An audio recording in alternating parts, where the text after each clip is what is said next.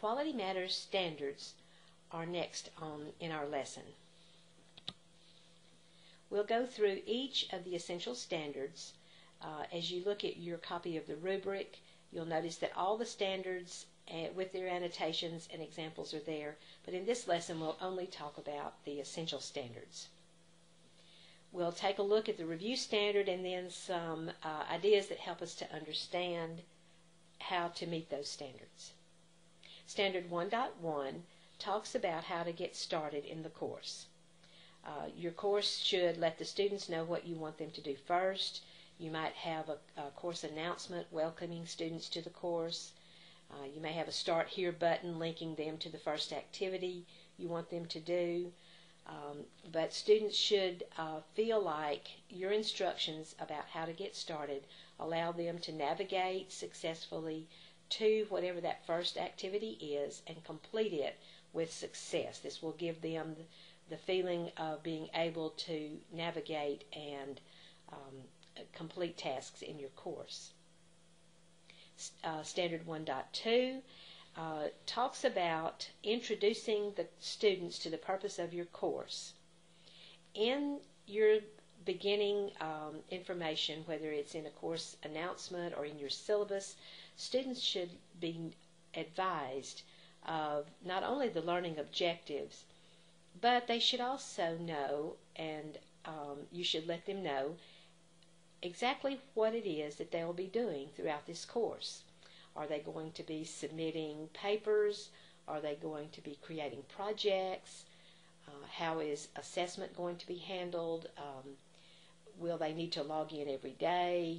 Are they going to participate in forums? How do you want them to communicate with you? Those types of things. So the kinds of things that you would tell a student in a face-to-face class right up front the very first day. In order to meet this standard, you might have posted a schedule with all activities and assessments, the due dates, the point values, sort of like a course calendar. Standard 1.3 deals with professional communication in your course. All written course material should be appropriate for a university course. So things like misspelled words, grammatical errors, wrong dates, things like that would be a cause for not meeting this standard. Standard 2 talks about learning objectives or learning competencies or learning outcomes. Standard 2 is the beginning of the alignment standards, and I will talk about that a little bit more in just a minute. But let's talk about the specific standards that are stated here for learning objectives. Standard 2.1 deals with the course level objectives. These are your objectives for the entire course, or the learning outcomes for the entire course, the things that students should know or be able to do by the end of the course.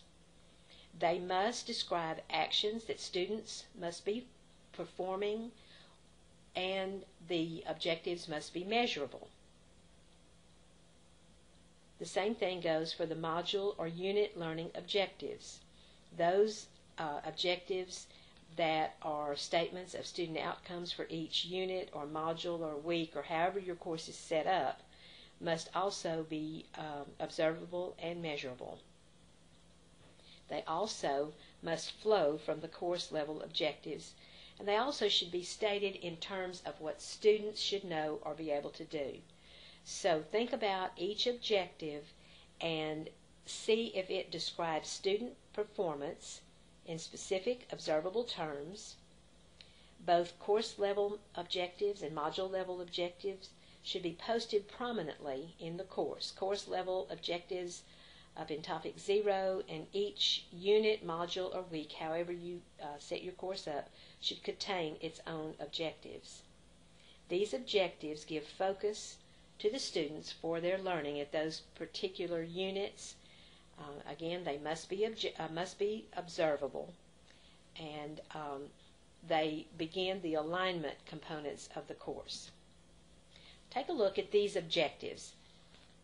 Are they measurable?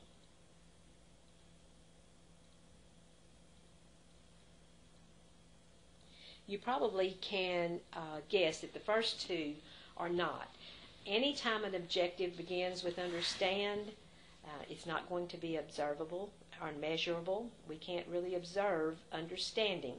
We can observe students demonstrating. We can observe them and measure their identifying or describing, but we can't measure understanding. The last two are observable. We could observe the demonstration of effective written communication because they're going to turn in something written. We can observe and measure comparing and contrasting as well. Bloom's taxonomy, for those of you that are familiar with this literature, has been revised. The left-hand pyramid shows the old version of Bloom's domains in Bloom's taxonomy. The right-hand side shows the new version. Remembering is the foundation and is the lowest level of learning.